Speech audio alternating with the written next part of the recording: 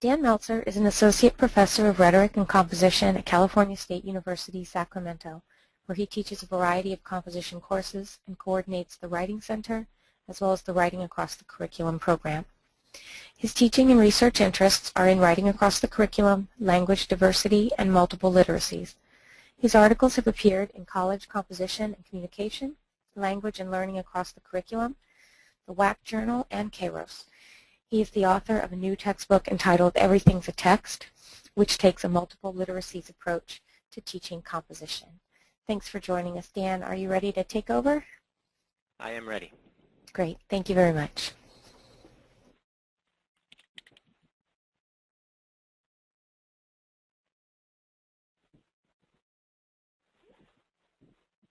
Well, thank you, everyone, for joining this panel today on reading and composing in multiple literacies. I'm going to start by giving you an outline of the presentation. To begin with, I'm going to explore the question, what is literacy? And this is kind of a big question and difficult to explore in 5 minutes.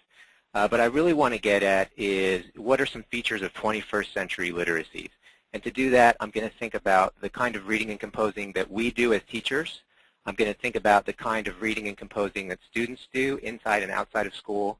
And I'm going to talk a little bit about what the literature has to say about 21st century literacies and what some national organizations have to say about 21st century literacies. So the key word for me with literacy is going to be multiliteracies or multiple literacies.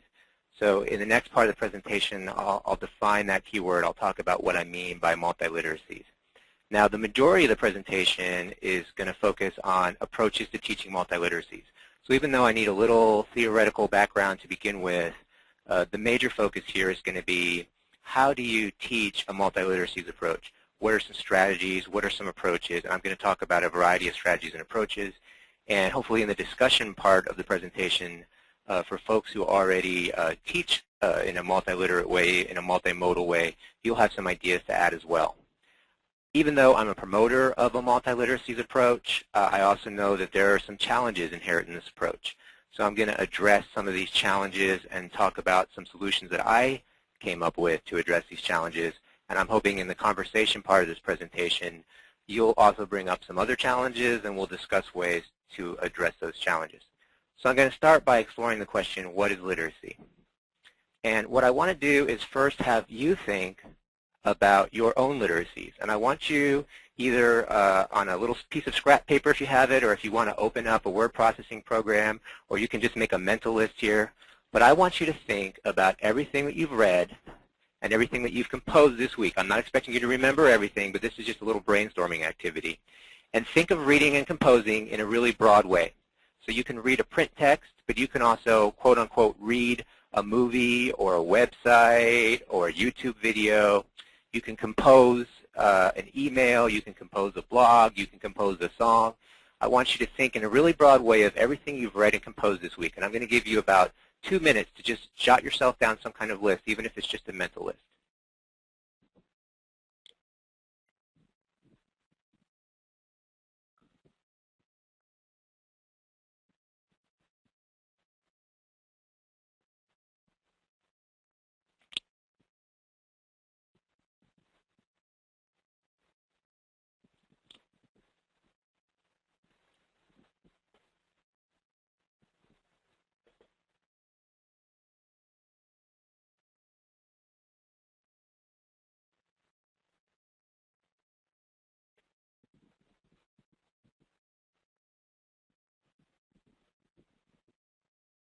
Just take 1 more minute to wrap up your thoughts.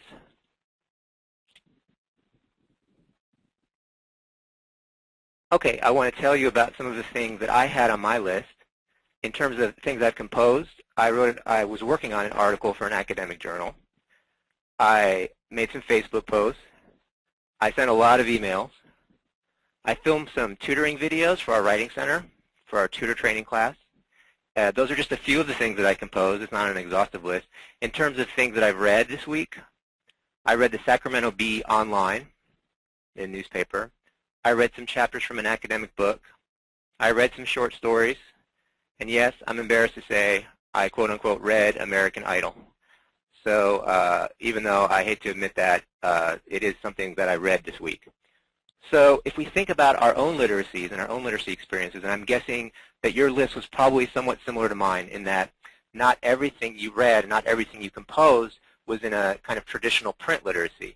I'm guessing you read or composed some online things, and you probably watched some television or read billboards or advertisements. So I think in our own experiences as teachers of literacy, our own literacies, the literacies that we're involved with inside and outside of school, are often drawing on multiple contexts, multiple modes of literacies, and I'll talk more about that word multimodal in a second. So I think we do ourselves a disservice if we teach only print literacy in class, even though in our own experience as literate individuals, we're drawing on all these different kinds of literacies. And so I talked a little bit about our own literacies. Now let me think about our students' literacies. And we can think about our students' quote-unquote self-sponsored literacies, which are the literacies that they work in outside of school just on their own without us assigning anything. And if you think about those self-sponsored literacies, you've got things like Facebook and MySpace, you've got blogs, you've got YouTube videos, some of my students write songs. There's all kinds of literacies that they engage in all different contexts outside of school. But I would argue that even within school, what's emerging recently is the need to draw on different kinds of literacies and not just traditional print literacies, even in their school assignments. And I'm just going to give you a couple examples here. The first example is a student website. So this is not one of my students, but this is just a website I found online. And this student wrote a research paper for a Women in Politics class. And part of the site is a link to the traditional kind of print research paper over in the upper right. But notice all the different kinds of literacies the student had to draw on in addition to print literacies. They had to be familiar with graphic design. They had to know how to use hyperlinks and think about hyperlinking. They needed some visual literacy in terms of the images presented. So this kind of project draws on print literacy for sure, but it draws on much more than print literacy as well. And let me just reopen my slideshow here. And the next thing I want to show you is a service learning project. This is a project that a group of students did in a professional writing class at Sacramento State. And this was a report for the city of Sacramento regarding the homeless problem. And you're going to see right away in a literacy project like this, students are drawing on all kinds of different contexts and modes of literacy. So right away you see, visual persuasion, where there's some powerful visual images that students worked with. As I scroll through this, you're going to see that students had to be literate in kind of a civic public literacy report writing style, where they're using bullets and they're writing short paragraphs and chunking, and they have to write very concisely. They're also using graphs and charts. There's a lot of numerical literacy in this. So this is the kind of project that involves all kinds of literacies that students need to have the ability to use. And at the very end of this, I'm going to scroll down to the end, the students added some case study stories of different homeless people, and this required descriptive and narrative writing.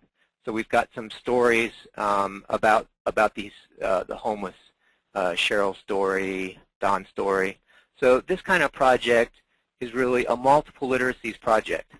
It involves all kinds of different literacies.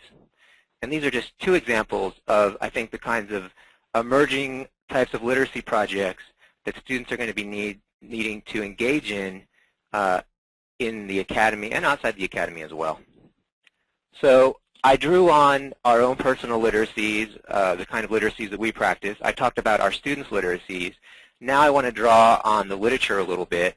And in a concise presentation like this, I'm not going to hit all of the different literature that's been written about multimodal literacies and multiliteracies, but I'm just going to go to one of my favorites, I think a really great book called Multiliteracies by Bill Cope and Mary Calancis.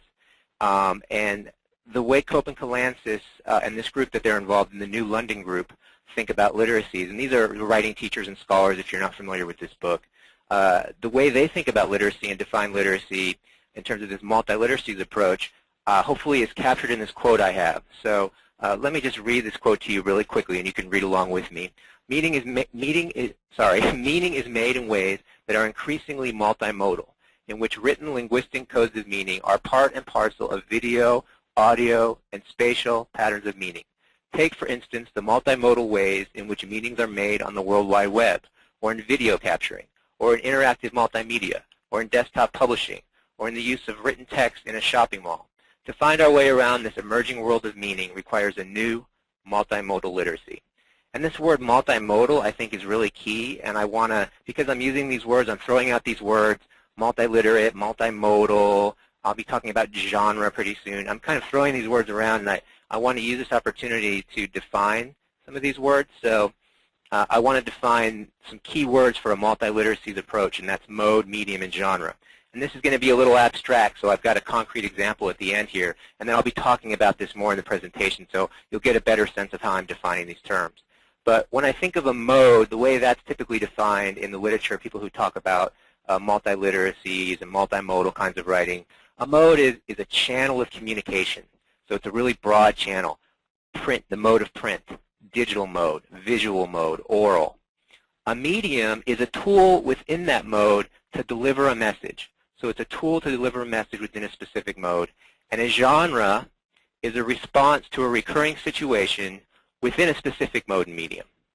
So this is kind of abstract, and if you haven't encountered these words before, it's really abstract. So let me give you a concrete example to help you wrap your mind around this. So if you're thinking of a mode being digital, for example, you're working in the digital mode, one medium within the digital mode is the internet. And a genre within the internet is a blog. So you can see how it goes from kind of broad to narrow. And I'm going to be using these terms more throughout the presentation, so hopefully they'll become a little clearer. Another place I want to draw from is NCTE. And they have, on their website, published a 21st Century Literacies framework.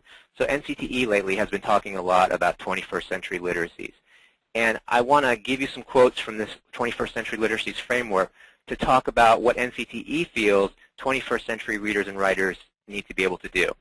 So this is just some of the things they say. 21st century readers and writers need to develop proficiency with the tools of technology, design and share information for global communities to meet a variety of purposes, manage, analyze, and synthesize multiple streams of simultaneous information, and create, critique, analyze, and evaluate multimedia text.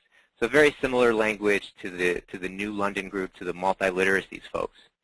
And one other group that I want to cite here to get at a definition of what is literacy in the 21st century is the Center for Media Literacy. They have a really nice report called Literacy for the 21st Century. That's on their website. You can just Google that if you're interested in looking at it.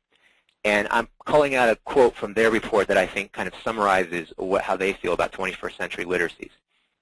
And I'll read it to you real quickly if you want to follow along. Today, information about the world around us comes to us not only by words on a piece of paper, but more and more through the powerful images and sounds of our multimedia culture. If our children are able to navigate their lives through this multimedia culture, they need to be fluent in reading and writing the languages of images and sound, just as we have always taught them to read and write the language of printed communications. So when you ask what is literacy, traditionally you might have said a literate person is someone who can speak and write in standard English, or a literate person is someone who knows great literature and has read great literature, or a literate person is someone who can compose good essays. But I would argue in the context of multiliteracies and 21st century literacies that we really need to broaden our definition of what a literate person is. So calling from all this stuff that I've been talking about, here's how I would define a literate person. So you're getting just one man's definition here, but it is drawing from the scholarship and the literature. A literate person is capable of composing in a variety of modes, mediums, and genres. A literate person is capable of composing for a variety of audiences in a variety of social contexts. A literate person is adept at crossing linguistic borders. And a literate person is critically self-aware of their own reading and composing processes in their personal literacy context, in their academic literacy context, and in public literacy context as well. So that's the kind of literacy I'm thinking of when I talk about multiple literacies, and I think about the kinds of things I want to teach in my composition classes to help my students become literate or improve their literacies. So now I'm moving towards the actual praxis here, the how do we apply this in the classroom, this multiliteracies approach. And what I'm going to do is I'm going to give you some ideas at first that are kind of easy to apply things that don't require you to transform your entire class. Then in the second part of this list, I'm going to talk more and more about things that might require a bigger revision if you're not already teaching from this approach.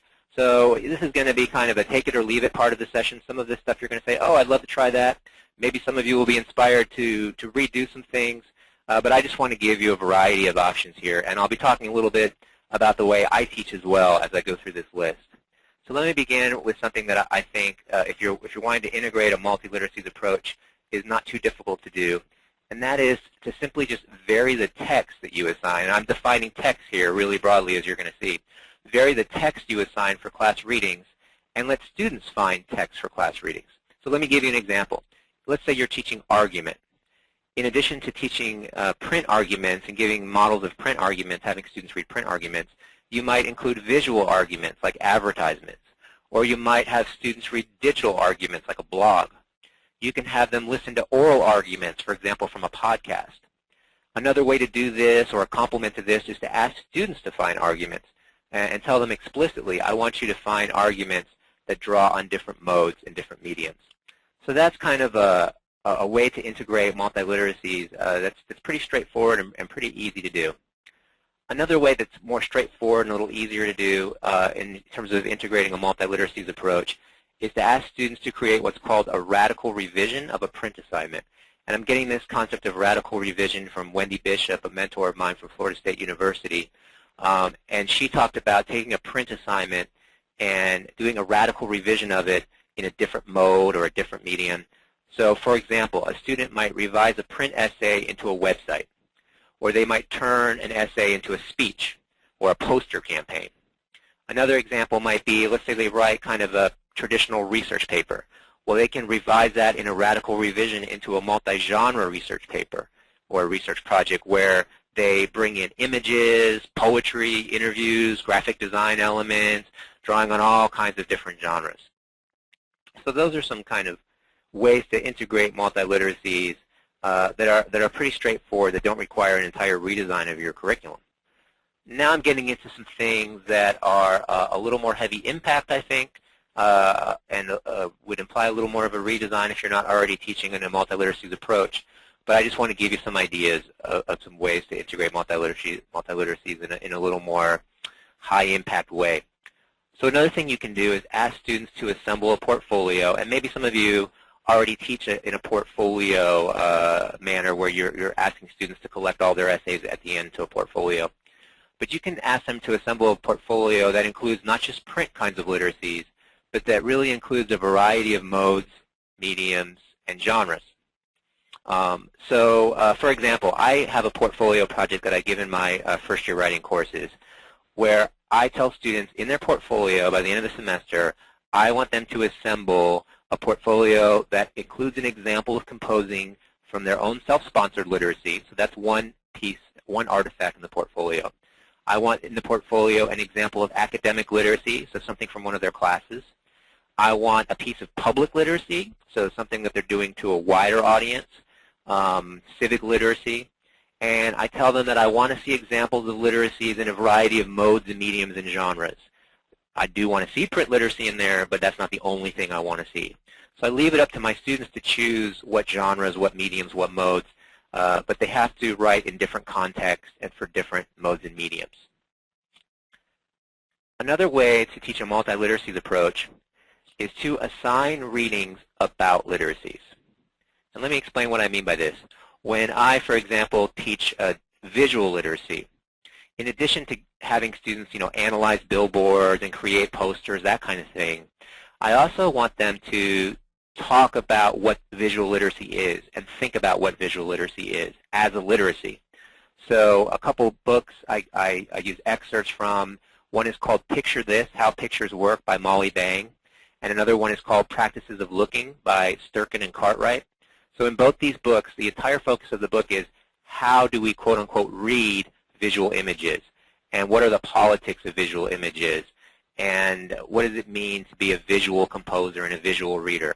So assigning readings about literacies, I think, is a really effective way to teach students multiple literacies. Another strategy is to ask students to rhetorically analyze a variety of kinds of text. So in addition to having students compose multiple kinds of text, I always ask students to also analyze rhetorically a variety of kinds of text. And what I mean by analyzing rhetorically is thinking about factors like audience, purpose, genre, conventions, the composer's persona. I'll give you an example of this. When I teach digital literacies, one of the projects I have students do is have a best and worst website award show where they think about the websites that they serve and they choose the best and the worst, but then they have to rhetorically analyze those websites to justify their evaluations. I have students rhetorically analyze a poster or a billboard. That's something I do in my visual literacies part of my class.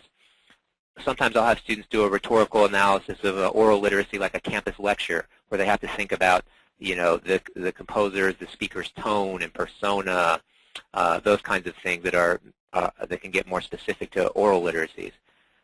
And in my portfolio, that portfolio assignment that I talked about, I also integrate this idea of rhetorically analyzing a variety of kinds of text. So what I do in my portfolio, in addition to having students compose a variety of genres, I ask them to rhetorically analyze a genre in the type that they're writing. So if a student, for example, is writing a blog as part of their portfolio, before they actually write the blog, they need to conduct a little 2-3 page rhetorical analysis of a blog that is similar to the kind that they want to publish. And then they go about composing their blog. Another strategy for integrating multiple literacies is to ask students to critically self-reflect on their own multiple literacies. So here we're looking for metacognition. And there's a lot of ways to do this. I'm going to throw out some ideas, and you might have some more for me during the discussion. Some assignments I've used in the past, I have students fill out a literacy inventory where they're taking stock of their literacies and thinking about all the things that they read and compose. I have a literacy survey that I give to students where they answer a long series of questions reflecting on their own literacies. Sometimes I've had students interview each other about their literacies or conduct case studies of each other. I've had students write different kinds of literacy narratives, either general literacy narratives where they reflect on their literacy histories, or maybe they talk about their digital literacy histories or their visual literacy histories. So the literacy narrative is a good tool for this kind of critical self-reflection. Another thing I do is I ask students to do cover letters or portfolio letters. In my case, in that portfolio I've been talking about, I have students write a portfolio letter. It's really more of an essay. And what they submit with their portfolio is this reflective letter where they talk about how they composed in different modes and genres and mediums, and how their composing processes were different for each medium and genre, and how the different genres related to each other. I'm sure a lot of you who use portfolios also include some kind of reflective letter. That's pretty common. But in my letter specifically, I want students to think about reflecting on multiliteracies especially. And I'm sure there are many other ways to teach multiliteracies, and for those of you who are using a multiliterate approach, I'd love to hear at the end of this presentation some more of the things that you're doing. What I want to do now to kind of wrap things up is talk about some challenges in teaching multiliteracies and how I've addressed some of these challenges in my own teaching. You'll probably be able to think of more challenges and more ways to address these challenges in the discussion section of this. One challenge that people have talked about with multiliteracies is that a teacher may not be familiar with non-print literacies. So if you're listening to my presentation right now and thinking, oh my God, I don't write blogs and I've never composed on YouTube, how am I going to teach students to do this? Well, I have a few kind of counter arguments for you there, a few things that I think are good to consider. First, the teacher may be unfamiliar with all these different kinds of literacies, but one thing that we all are good at is we know to think about the rhetorical situation. We know about the rhetorical factors in any kind of composing, in any kind of reading situation, what we need to think about. We know we need to think about purpose, the writer's purpose. We know we need to think about audience. We know how to think about constructing a persona, a style, and a voice. We know about genre and how to think about different types of writing. And we also are aware of the social and cultural context when we compose and when we speak. So these factors, I think, apply in almost any rhetorical situation, well, in any rhetorical situation. So we can really draw on that when we're teaching students. Another thing I'd recommend is have students help each other. When I was first doing websites in my class, I had no idea how to compose a website. This was when I was teaching at Florida State University about a decade ago. And I noticed I was in a computer classroom, teaching in a computer classroom, and I noticed a student before class was working on his website. And I thought, this is a real powerful kind of self-sponsored literacy that I need to tap into. But I had no idea how to create a website at that time. So I asked the student if he'd be willing to be kind of the webmaster and put a site together for the class. And so the whole class collaborated on this website. We did the design together, looked at it together, but I actually didn't do any of the design or any of the website building. I had the student do it. And I think in most cases, in most classes, there's usually one or two students who have these kinds of, for example, digital literacy that we can draw on, and we can make them the person in charge of helping other students and putting things together. Another counter-argument to this multiliteracies approach is that students may not have the skills to compose in non-print literacy. So in addition to the teacher being unfamiliar, many of our students are unfamiliar with composing in non-print literacies. And my kind of counter-argument to that is, you know, one thing I think we could think about with the multiliteracies approach especially is I feel like it's really important to evaluate students on process and growth as much as or even more than the final product that they produce. So I want students to take risks and to try new kinds of literacies and to try new things and to grow as writers. So I want to measure that growth in the portfolio. I want to look at the process in the portfolio and in the reflective letter. I do look at the final product. I do think about the final product and grade the final product as well. But even more so, I'm looking at process and growth. And I think that really works for a multiliteracies approach because it encourages students to take some risks. I also think it's important to remember that we're teaching students skills that they're going to need to be literate in the 21st century. So I feel like, you know, to some degree, we're kind of burying our head in the sand if we're only teaching print literacy in composition classes, because composing is so much more than that in the 21st century. And another challenge that folks have brought up is that the multiliteracies approach is too overwhelming for a single semester of composition. You know, how do I teach them all these different kinds of literacies? Public, personal, civic kinds of literacies, academic literacies, digital, oral, it's all just too much. And I certainly understand that. I feel that way every semester as I think about this multiliteracies approach. And the way I try to think about it is to remember that, you know, we shouldn't necessarily have a coverage model of composition where we have to cover everything. I don't think composition is a series of things to cover. I think it has more to do with rhetorical abilities that we're having students practice and improve in. So when I think about this overwhelmingness of the multiliteracies approach, I kind of take a step back and say, I really want to focus on the transferable rhetorical skills, the things that students can transfer to any kind of composition situation. For example, I want students by the end of my class to understand that composers really need to consider the medium and the genre when they compose and be aware of it and what that means. I want, by the end of my class, students to be more critically self-aware of their reading and composing processes, which I think is a transferable kind of skill, this metacognition. I want students to realize by the end of my class that images and sounds can be read in the same way that print text can be read. So by the end of my class, when students read, quote-unquote, a video game or a TV show, I want them to be aware of the kinds of things that we talk about with the rhetorical situation. So those are some ways I would address those challenges. And I just want to end my presentation, and I'm sure there's some other challenges that you'll be able to think of during the discussion. And this is my final slide, and I just want to end my presentation by ending on a positive note and talking about some of the benefits I see of a multiliteracies approach. I think a multiliteracies approach helps prepare students for 21st century literacies. I think it connects to students' self-sponsored literacy, so it does a good job of connecting to the kind of composing that they're doing on their own outside of school. Because of those two reasons, because students see it as relevant, because it does connect to their self-sponsored literacies, I think it really increases student engagement. And there are other benefits as well, and maybe for those folks who are experimenting with multiliteracies, maybe you could talk about those in the discussion as well. So that's the end of my presentation, and now we'll move to the question and answer session. Great. Thank you so much, Dan. Okay, our first question comes from Chris Newhouse, who wonders, do you teach this in a first-year composition class, and are there specific considerations you'd recommend when doing this with first-year students? I teach this approach even in a quote-unquote basic writing class.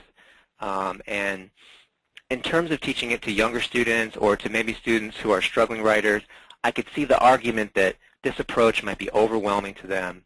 But I would actually give the counter-argument that for even a basic writing class, even students who are kind of struggling with their academic literacies, there are aspects to a multiliteracies approach that can be really appealing to these students.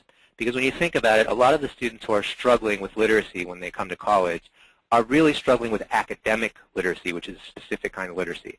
And I do think it's really important to teach students academic literacy, and I do talk a lot about academic literacies in my classes. But at the same time, I think even quote-unquote the most basic writing students have all kinds of literacies that we're not good at. So I've had students in the very lowest basic writing classes who, for example, wrote rap songs, or who had YouTube videos, or well, I can think of all kinds of literacies that students engaged in that weren't necessarily academic kinds of literacies, but that they were really proficient in that I wasn't proficient in at all. So they were kinds of literacies that I would have floundered in. So I think a multiliteracies approach can act as kind of a bridge to these students to academic literacies, because it kind of honors the kind of literacies that they practice outside of school and recognizes those as valid kinds of literacies, while at the same time connecting those literacies to academic literacy as well. Yeah, and that kind of leads into a question we got from Jane McLean, who is wondering about if you've encountered resistance from the English department administrators or others who want maybe a firmer focus on print essay writing, and if so, what are some counter-arguments to a position like that? Oh, that's a great question. I've definitely encountered resistance. I love my English department that I'm in right now. They're a really, for the most part, they're a really open-minded group. But I will say that a lot of the folks who are in my English department right now have been here since the 70s, have been here a long time, and they have gotten kind of used to a certain kind of literacy, and it's hard to keep up with all these literacies. I mean, I feel like I fall behind in these literacies, and I'm someone who's interested in multiliteracies, but yet my students are way ahead of me in different kinds of emerging literacies. So I could see why definitely folks would resist, opening yourself up to all these different kinds of literacies. And I can definitely see the argument that, well, we really need to be teaching students print literacies because that's what they're going to be doing in the academy. So a couple ways I've handled that. I think you have to really articulate your rationale. So I'm really careful in my writing assignments, in my syllabi, when I'm doing my RTP process, my tenure process, and I'm writing about what I'm doing. I'm very careful to give a specific rationale for why I think this is important. And I cite some of the literature on this to show that, and the NCTE standards, and to show that, I'm engaged in something that professional organizations are also supporting, that the literature in my field is supporting. So one way I do it is I use the professional organizations. Computers and Writing has some statements about this. It's professional organizations and scholarship to support what I'm doing. So that's one way I do it. Another thing I do is I try to show teachers how the kinds of skills I'm teaching can apply to print literacies as well. So if I can make that connection for teachers and show them that what I'm really basically teaching is rhetoric. So if I can make the argument that this is a class in rhetoric, that this is a class in composing, sometimes that could be helpful as well. Thanks. Darlene Proctor is wondering about the survey that you mentioned giving your students, and she wonders if you would be willing to share that survey. Oh, sure, but you know what? I'll even go a little further. So I'll definitely share that survey, but I kind of borrowed a lot of that survey from a colleague. So let me give you some information on that. Let's see if it'll come to my memory. This is from Oregon State University, the Writing Across Curriculum program at, I think it's Oregon State, but it might be Southern Oregon. Anyways, it's Vicki Toller Burton. I can't remember if she's at Oregon State or Southern Oregon, but Vicki Toller-Burton and her writing in the disciplines program has, she came out and gave a workshop for the faculty at Sacramento State and shared this literacy survey with us, and it's really nice. It's just this really kind of big, thoughtful, thorough literacy survey. And I don't have the website right in front of me, but if you Googled Vicki Toller-Burton and found her writing cross curriculum program, it's either Oregon or Oregon. It might be Oregon State, actually. It might be Oregon State. Oh, it is Oregon State. It is Oregon State. Sorry. So if you go to Oregon State and go to Vicki Toller-Burton or email the Writing Cross Curriculum Program at Oregon State, they actually have it available on their website. So you'll be able to find it. Great. Thanks, Dan. Dan, is there, you mentioned a lot of different types of assignments, like kind of repurposing a print-based project into a new mode, like turning an essay into a speech, or other ways of transforming print projects into multimodal projects. Are there any assignments like that that you're just really excited about right now, that an assignment you've given recently along those lines that produced great results? So you're talking about an assignment that is just kind of radical revision assignment? Yeah. Mm-hmm. Well, one thing I've been doing recently that I had really good results with is, and this is again goes back to drawing on students' self-sponsored literacies, is I start with like an academic kind of literacy, because again, I do want to teach academic literacy. That's part of an important part of the kind of literacy I want to teach. So I'll start with an academic literacy project, but then I'll have them repurpose it using their self-sponsored literacy. So I'll say to them, take this academic literacy project and rethink it using a kind of literacy you engage in outside of school. So recently when I've done that, I can just some projects coming to mind. I've had students who've taken academic research paper. So in this particular class, I had them do a kind of research paper. And they took this academic research paper. One student turned it into a YouTube documentary. Another student turned it into a rap song. Another student turned it into a graphic novel. So they got really creative, and it's a really kind of fun, creative project. But I like it because it starts with academic literacy. So it's not as though I would feel a little guilty if I was only drawing on students' self-sponsored literacies and never connecting this back to academic literacy. So I think it's nice because it starts with academic literacy and then moves to self-sponsored literacy. And one thing I do when I do this is I really want students to reflect on what are the differences. How is academic literacy different than my self-sponsored literacy? And also, what are the similarities? In what ways are my self-sponsored literacies connected to academic literacies? Are there any conflicts there that I'm feeling in terms of identity or voice? That's great. Thanks a lot. We had a lot of questions about that. So, well, I think that about wraps up, unless there was anything else you wanted to add, Dan, or unless there's any last-minute questions that need to come in, we'll turn you loose. I guess the only thing I'll add is if you have any more follow-up questions or want to talk more about this, feel free to send me an email at Melzer, M-E-L-Z-E-R, at csus.edu. csus.edu. Right. All right. Okay, I think everybody has that. Thanks a lot for your time, Dan. That was an excellent session. Thank you.